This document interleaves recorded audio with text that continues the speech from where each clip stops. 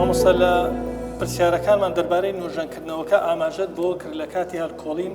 بەردێک دۆزراوەتەوە. جاوە بزانم ئەو بەردەیە کە بە ڕێزت فەرموود ئەگەر قسەی لەسەر بکەین. ساڵ 2019 ما هەلکۆلین تێدا کرد ما ئەو پارک چێ کرد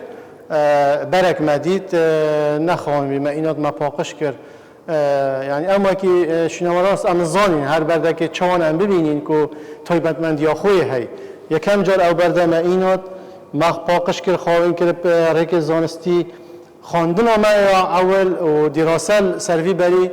دیار او برکه وکی بیجن پیش خلق سر پرا دلال کفتن جهت پی مروفه يعني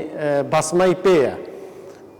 هلبت او عادتا هبیل يعني انك دیار المنطقه والسردمي سوسوني وهابين افتشتا كو اول نيشانو بيا اما وكي هندك نيشانو يتاين چدبتن نویسینت آرامی بن يعني آرامی دست پیکا عبری بتن طيبات وكي نویسینا بس بو البت نموين السر پتر بيتن دراسه هبتن يان باميرت ليزر بن كو ام پتر بزانين كو اف نویسین هيماچنا بس يا گرنگ اوا وكي بيجن شين بيا اون بي مروي وقت خلق ديار سر پر دلال كات بالورد کرد چکویه جه پیمرو ویژه فره بیه چه بی اوه که شما پارچت گلن گرینگن موزخانا زاخوه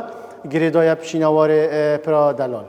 کواتا دتوانیم بلین هنگاوی یکم لو برده و سر کوتونه تست دست خوشواسانه یعنی شیمپه آن پینگاوا اول کو سر پرا دلال بکفتن بالورد کرد چونکو کارتی کرنیجی حتی یل بریجی کری یعنی بردام تو دست خوب کی بره کی آن پیلب کی يا راخوريتويت نازفرن آن جهه پی مروفيا وف پورت او نویسی وکی نویسنی تانی حمایت آرامینه هندک مایل سرخانی هشتای مای و کلین زانستی سروی پارچه